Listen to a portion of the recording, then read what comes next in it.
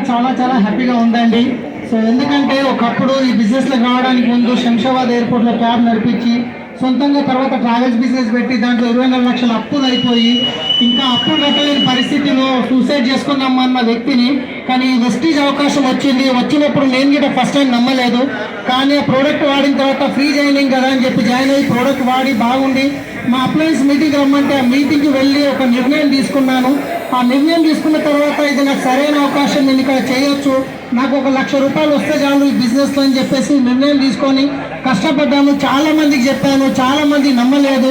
ఇవన్నీ రాత్రి ఈ బిజినెస్ ఉంటాయని చెప్పి నెత్తిలో చేయబెట్టి ఎంటికలు చూపించేది, ఇన్ని చూసినామని చెప్పేది. మేము మేము ఇప్పుడు తెలుసు మాకు లాగులు వేసుకున్న పర్సన్ చూస్తున్నామని ఎంతోమంది ఎగతాలు చేసిర్రు. కానీ నేను వాళ్ళ మాట నమ్మలేదు. ఈ ఆపర్చునిటీ ఇచ్చిన వాళ్ళు మా అప్లయన్స్, మా వినింగ్ సిస్టమ్ని నేను ఫాలో అయ్యాను. ఆ 1,00,000 రావడానికి 2 సంవత్సరాలు పట్టింది. కానీ ఆ 1,00,000 2 లక్షలు కానికే టైం పట్టలేదు. ఆ 2 లక్షలు 4 లక్షలు కానికే టైం పట్టలేదు. 4 లక్షలు 8 లక్షలు కానికే టైం పట్టలేదు. 8 లక్షలు 12,40,000 కానికే టైం పట్టలేదు. ఒక్క నిర్ణయం తీసుకునే అవసరం ఉంది. ఒక్క రోజులో ఎప్పుడు జీవితం మారదు, ఒక్క నిమిషంలో జీవితం మారదు. కానీ ఆ ఒక్క నిమిషంలో తీసుకునే ఒక నిర్ణయం వల్ల 100% మీ జీవితమే కాదు, మీరు 3 తరాల జీవితాన్ని చేంజ్ చేయబోతున్నారు. సో సరైన నిర్ణయం తీసుకోండి. ఈరోజు చూస్తున్నాం, ఒక ఆఫీస్పేటలో ఇల్లు ఉంటుంది, 70 గజాల ఇల్లు అప్పు వల్ల బాధకి అమ్ముకొని రావడం జరిగింది. ఆ రోజు చాలా ఏడ్చాను నేను కూడా లోపల మా వైఫ్కి తెలియకుండా. కానీ ఈరోజు ఇంచుమించు 3 నెలల్లో గృహప్రవేశం చేయబోతున్నాం. దాని వీడియోస్ అన్నీ అంటే ఇంటీరియర్ వర్క్ స్టార్ట్ అవుతుంది. అది అయిపోగానే నేను వీడియో చేసి ప్రొఫెషనల్గా వేసి అనౌన్స్ చేస్తాను.